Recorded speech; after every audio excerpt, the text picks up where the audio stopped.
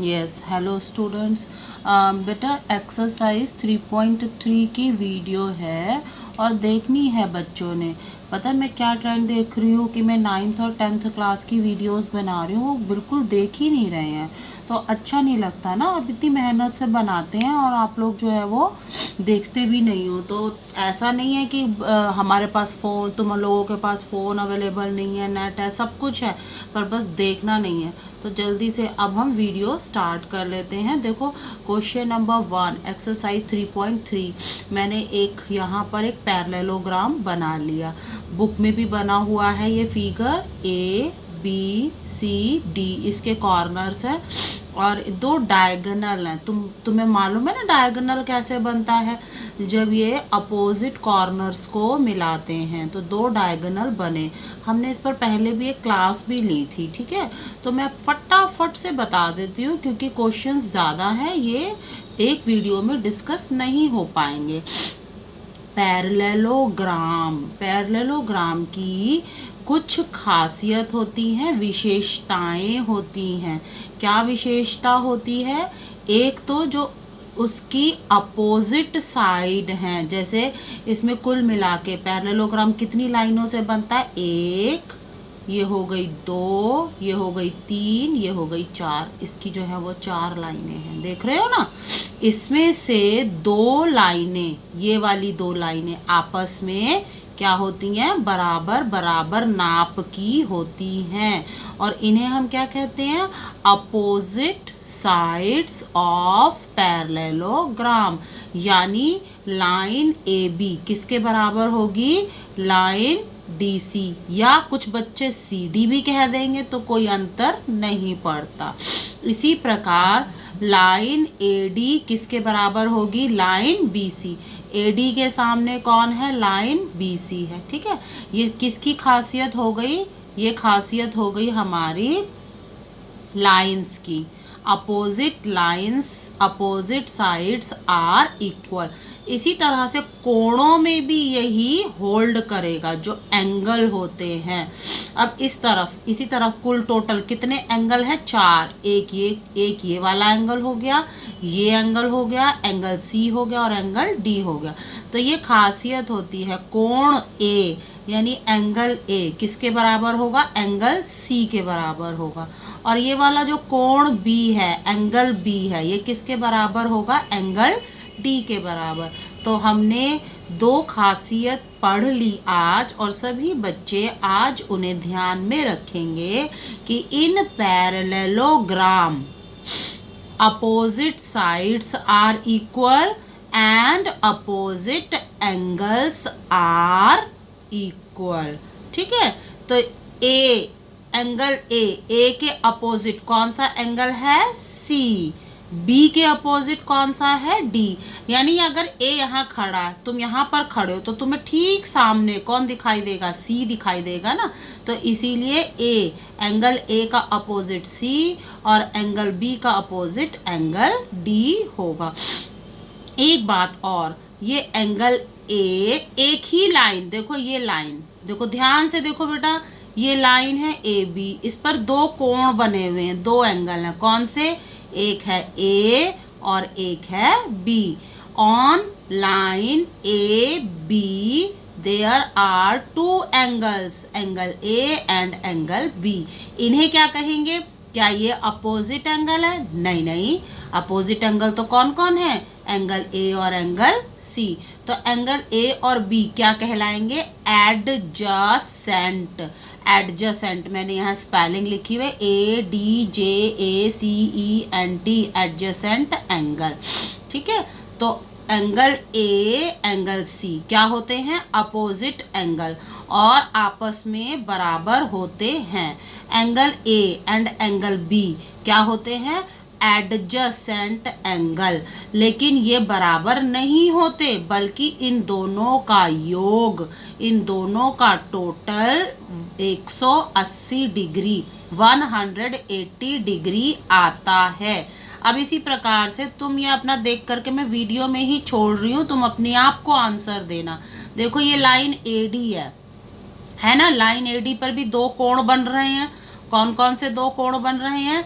एक बन रहा है एंगल ए और एक बन रहा है एंगल डी। तो ये कौन से एंगल है? क्या ये एडजेसेंट हैं या अपोजिट हैं? ये एडजेसेंट है। तो इनके बारे में क्या होना चाहिए? इन दोनों का क्या ये दोनों बराबर होते हैं? एडजेसेंट अब डिसाइड कर लेना, सोच लेना कि क्या एडजेसेंट मैडम ने बराबर बताए थे या उनका टोटल 180 बताया था। इसी प्रकार लाइन सी डी पर भी दो एंगल्स हैं। कौन कौन से? एक एंगल डी है और एक एंगल सी है। तो क्या वो दोनों बराबर होंगे या उनका टोटल योग 180 डिग्री होगा? चलो फटाफट सब क्वेश्चंस पे आ जाते हैं। ये मैंने प्रिलिमिनरी बातें हैं जो इस एक्सरसाइज में हमें काम में आएंगी। अब हम सवाल शुरू कर देते हैं। हमारा पहला सवाल है कि ए डी हमें बतानी थी। ये जो लाइन ए डी है, जो ये साइड ए डी है, अब ढूंढो फिगर में कहाँ दिख रही है लाइन ए डी? ये रही, देखो ये है लाइन ए डी। ये किसके बराबर होनी चाहिए? बिल्कुल ऑब्वियस सा में सामने में ही दिखाई दे रहा है, छोटी बड़ी ऐसे भी तो दिखाई दे रहा है ना। तो ऐसे भी दिखाई दे रहा है कि ए डी तो किसके बराबर होगी? बी सी के बराबर। और उसके नीचे ब्रैकेट में हमने रीजन भी लिख दिया है कि opposite sides are equal. Second part है, ये किसका निशान होता है? जो मैंने ऐसे तिरछा सा बनाया हुआ है, ये वाला निशान, इसे कहते हैं एंगल का निशान। तो इसे क्या पढ़ेंगे? Angle. Angle D C B equal to what? अब यहाँ ढूंढो कहाँ है डी सी बी?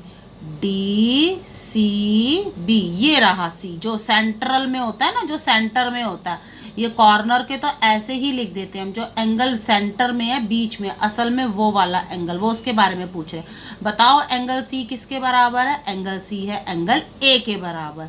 क्यों? अभी हमने डिस्कस किया था कि अपोजिट एंगल्स आर इक्वल, तो इसीलिए लिखा angle D C B equal to angle D A B.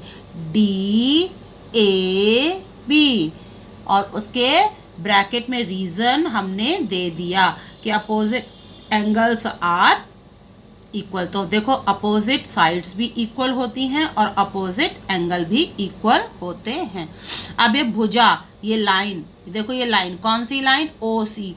ओ सी किसके बराबर होगी? ओ सी ये असल में किसके बराबर होगी? ओ ए के बराबर। ये इधर वाली लाइन, ये इधर वाली लाइन आपस में बराबर होंगी। क्यों? ये एक डायगोनल के दो हिस्से हैं।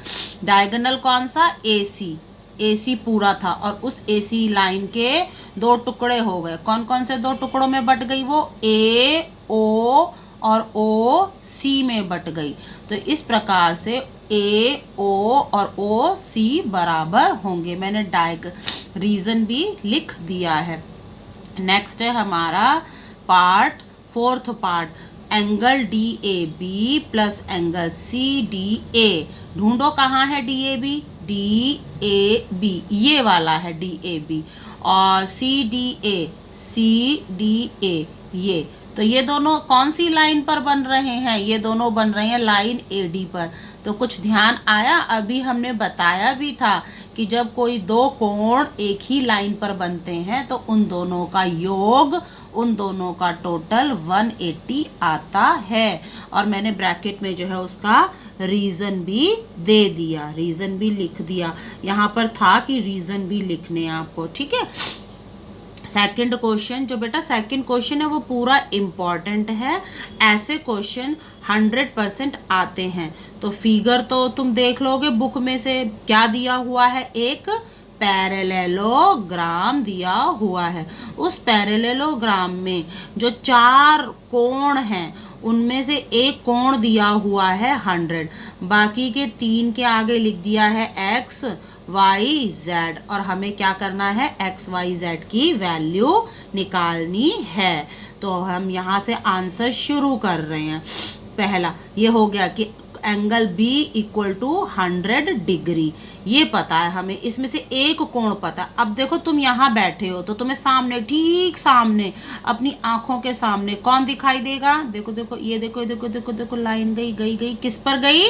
वाई पर गई। इसका मतलब अगर ये 100 है तो जो बिल्कुल ठीक इसके सामने है, इसके अपोजिट है, वो भी कितने डिग्री का होगा? 100 डिग्री का होगा। और इन्हें कौन से कोण कहते हैं? अपोजिट एंगल कहते हैं। तो अगर बड़ा आसान है ये, सबसे पहले ना यही देखा करो कि अपोजिट कौन है। 100 डिग्री है, उसके बिल्कुल ठीक अपोजिट में कौन बैठा है? y, तो वो भी 100 डिग्री हो जाएगा। अब ये आमने सामने के जो अपोजिट थे वो तो हो गए, अब कौन से एंगल्स की बारी है? एडजसेंट। एडजसेंट, अब एडजसेंट कौन कौन है? अगर ये है 100 और ये है x, तो ये दोनों कैसे हैं? They are on same line BC, एक ही लाइन BC पर बने हुए, इनको क्या कहते हैं? Adjacent angle. अब ये 100 है और ये भी 100 होगा? नहीं, फिर तो इनका टोटल कितना हो जाएगा? 200 हो जाएगा। अगर ये 100 है तो इसे कितना होना पड़ेगा? 80 डिग्री, क्योंकि इन दोनों का टोटल कितना आना चाहिए, कितना बैठना चाहिए? 180 बैठना चाहिए था। तो देखो, एक एंगल की मदद से हमने y निकाल लिया और इसी की मदद से हमने x भी निकाल लिया। ये 100 है तो y 100 है, अगर ये 100 है तो x कितना होगा? हमारा x होगा 80 डिग्री। और अगर ये 80 है तो देखो मैं इसके सामने जा रही हूँ, देखो पेन चल रहा है, 80 के सामने में कौन जा रहा है? z जा रहा है, तो यानी z भी कितना होगा? z भी 80 डिग्री होगा। तो इस प्रकार से हमने तीनों एंगल पता कर लिए। x हमारा 80 डिग्री, y हमारा 100 डिग्री और z हमारा कितने डिग्री आया? 80 डिग्री आया। अब सेकंड पार्ट की तरफ चलते हैं। देखो सेकंड पार्ट में कौन सा बन रहा है? Parallelogram ABCD। इसमें भी इसी तरह से दिए हुए हैं। ये हमें x इधर पता करना है, इधर y पता करना है और z ना बाहर की ओर ले लिया है, ठीक है। और एक दिया हुआ है हमें कौन सा एंगल? अपनी बुक्स में भी देखोगे, जिन बच्चों ने बुक्स ले ली हैं, जिन बच्चों के पास बुक्स है वो बुक्स में से भी मिलान कर लेंगे, बुक्स लेके बैठेंगे। यहाँ पर ये 50 है, तो देखो ऐसे मैंने पेन चलाया चलाया चलाया, किसके पास गया? इसके पास गया। तो अगर ये 50 है तो यहाँ पर भी इसलिए मैंने ऑलरेडी लिख दिया कि ये भी 50 होगा। लेकिन हमें पता कौन करना है? हमें ये तो पता नहीं करना था, हमें तो पता कौन करना है? ये x पता करना और ये y पता करना और ये z पता करना। तो बताओ ये x कितने डिग्री का होगा? उसके लिए मैं बता देती हूँ कि कौन सी लाइन? DA, लाइन DA को देखेंगे। देखो बेटा ध्यान से, तुम भी देखो, वीडियो में भी देखो, चित्र में भी देखो। तो हमारे पास अगर ये 50 है तो क्या ये भी 50 होगा? नहीं, ये कितने डिग्री का होगा? ये और ये मिल करके दोनों कितने होने चाहिए? 180 डिग्री होने चाहिए, 180 होना चाहिए। इन दोनों का टोटल आना चाहिए 180। लेकिन अगर मैं ये 50 और इसे भी 50 लिख लूँ तो कितने बैठे? ये टोटल 100 ही हुए। तो इसका मतलब ये कितना होना चाहिए? 130 डिग्री होना चाहिए। देखो मैंने यहाँ पर लिख दिया है सॉल्यूशन में, D is equal to 50, so angle x is equal to 180 minus 50 degree, यानी कि 130 डिग्री। तो हमारा एंगल y निकल के आ गया 130 डिग्री, ये वाला निकल के आ गया था 130 डिग्री। तो हमने एक एंगल निकाल लिया 130, और 130 के बिल्कुल ठीक जैसे सामने में वार किया, हमने सामने देखा तो कौन पड़ रहा है? y पड़ रहा है। इसका मतलब ये भी 130 डिग्री होगा। अच्छा, अब ये किसी को पता है? ये वाला, ये दो कोण है, देखो इनसे D बन रहा है। मैं यहाँ से शुरू कर रही हूँ और यहाँ D बन रहा है, तो D में भी कितने होते हैं टोटल कोण? 180 डिग्री होते हैं। ये 50 है तो ये बाकी का बचा हुआ भी कितना होगा? 130 डिग्री होगा। तो इसलिए z की वैल्यू भी कैसे निकालेंगे? 180 माइनस 50 डिग्री, यानी कि 130 डिग्री। ये हमारा हो गया लीनियर पेयर, और इसे ना लीनियर पेयर कहते हैं। ये जो इस तरह से बनता है ये लीनियर पेयर है हमारा, ठीक है। तो इस तरह से हमारा सेकंड क्वेश्चन का सेकंड पार्ट हो गया। नाउ नेक्स्ट क्वेश्चन हम देख लेते हैं। हमारा यहाँ पर नेक्स्ट क्वेश्चन है, नेक्स्ट क्वेश्चन थर्ड पार्ट में इस तरह का काइट टाइप की फिगर बनी हुई है, और थोड़ा अब बेटा हरिडली करेंगे। यहाँ ये 30 डिग्री है, यहाँ पर x लिखा हुआ है, यहाँ पर y। इस निशान को पहचानते हो? ये जो ऐसा बना हुआ होता है, इस निशान को कहते हैं 90 डिग्री का कोण, ये वाला 90 डिग्री का कोण होता है। तो हमें पता चल गया इस साइड में 90 डिग्री है, तो इसके ठीक सामने कौन पड़ रहा है, एक्स, तो वो भी कितने डिग्री का हो जाएगा, 90 डिग्री का हो जाएगा। अब इसमें एक त्रिभुज, मैंने एक त्रिभुज छांट लिया इसके अंदर कुल मिला के कुल कितने त्रिभुज बन रहे हैं, इनके अंदर कुल 4 त्रिभुज बन रहे हैं। मैंने एक त्रिभुज कौन सा वाला छांटा, ए ओ डी, देखो ए, ये ओ, ये डी, ये वाले त्रिभुज में हम क्या देखते हैं, 2 कोण हमें मालूम है। कौन कौन से 2 कोण मालूम है हमें, एक तो 30 है और दूसरा जो एक्स है वो कितना है, 90 डिग्री। तो बचा कौन सा, वाई, तो 30 + 90 + वाई, तीनों को मिलकर के कितना होना चाहिए, 180 डिग्री। तुम में से शायद कुछ बच्चों को पता होगा कि त्रिभुज के, ट्रायंगल के तीनों कोणों का योग, ट्रायंगल के तीनों कोणों को मिला के टोटल कितना आता है, 180 डिग्री आता है। तो वही हमने प्रॉपर्टी इस्तेमाल किया, ये 30, ये यहाँ से 90, तो बाकी का कितना बचा, बाकी का बच गया 60 डिग्री। और जितना ये y होगा उतना ही यहाँ पर दूसरे कॉर्नर, दूसरे तरफ को, लाइन के इस तरफ, लाइन के दूसरी तरफ, ये बना हुआ कोण भी हमारा 60 डिग्री आ जाएगा। ठीक है, नेक्स्ट 4th पार्ट देख लेते हैं। वापस से हमें एक पैरेललोग्राम दिख रहा है, ए बी सी डी। यहाँ पर ये वैसे बिल्कुल सेकंड पार्ट की तरह, तो मैं फटाफट बता देती हूँ इसे। देखो ये 100 है, अब मैंने अपना पेन चलाना शुरू किया, चलते चलते चलते किसके पास गया पेन, एक्स के पास। तो अगर ये 100 डिग्री है तो ये एक्स भी कितना हो जाएगा, 100 डिग्री का ही हो जाएगा। सॉरी, हम यहाँ से शुरू करेंगे। हमें दिया कौन हुआ था, हमें जो है वो ये 80 दिया हुआ था, 80 दिया हुआ था। हम चलते गए यहाँ पर, तो ये y कितना हो गया, y भी हमारा 80 डिग्री होगा, अपोजिट एंगल। और ये कितना होगा, x हमारा 100 होगा। क्यों होगा, क्योंकि मैंने अभी पहले भी बताया था, एडजेसेंट एंगल का टोटल कितना आता है, 180, 80 ये हैं तो ये होगा हमारा 100 डिग्री। ठीक है, अब किधर किधर चारों कोण पता चल गए, ये 100, ये 80, ये 100, ये 80। और वापस से देखो लीनियर पेयर दिख रहा है ना तुम्हें, लीनियर पेयर, ये मैं ये इनको बना रही हूँ, ये इनसे ऐसा डी जैसा बन रहा है लीनियर पेयर। तो इस तरफ वाला अगर 100 है तो बाहर वाला कितना रह जाएगा, ओनली 80 डिग्री रह जाएगा। ठीक है, अब now moving on to next question, question number 3।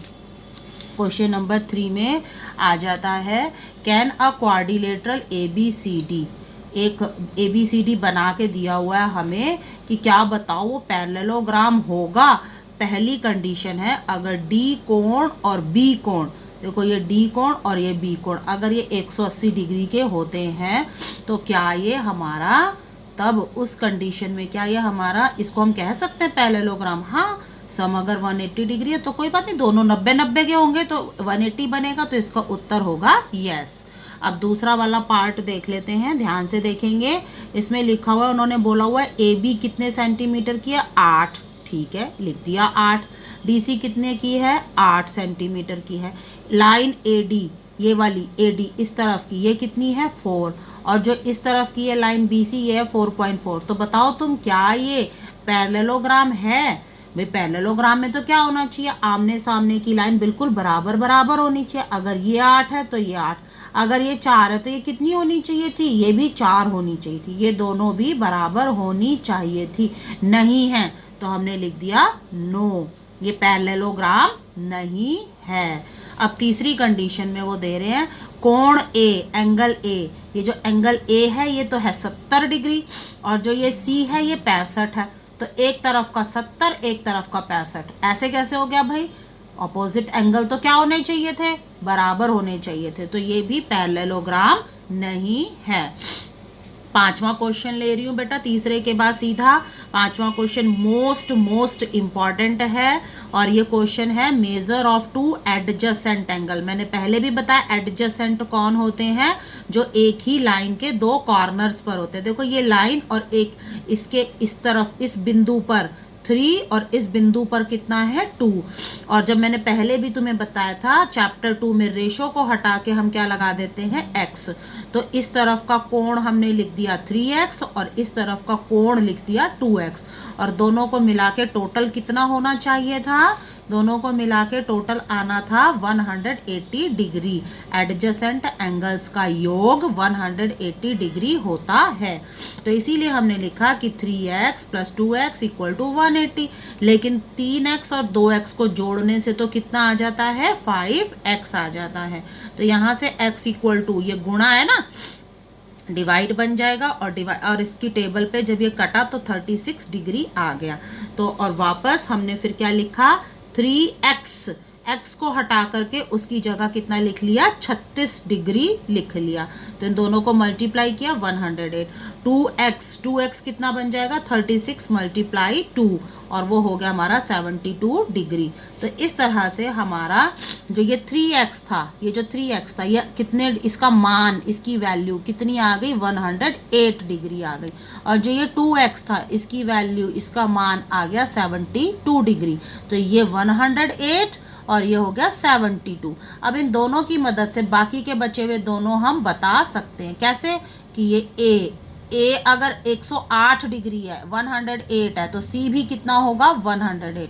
अगर ये 72 है तो इसके सामने वाला ये पड़ा, ये भी होगा हमारा 72 डिग्री। मैं फिर बता देती हूँ, ये 108 डिग्री, ये 72 डिग्री, ये 108 डिग्री, और ये अगेन 72 डिग्री। तो बेटा इस तरह से ये क्वेश्चंस हो जाएंगे। अब वीडियो बहुत लंबी हो गई है, अब मैं इसे जो है वो बंद कर रही हूँ। आगे के क्वेश्चन फिर हम, और मैं नेक्स्ट वीडियो कभी फिर बनाऊंगी तो मैं उसे डाल दूंगी। ठीक है, सभी बच्चे प्रॉमिस करें कि ये वीडियो ज़रूर देखेंगे। ओके बेटा।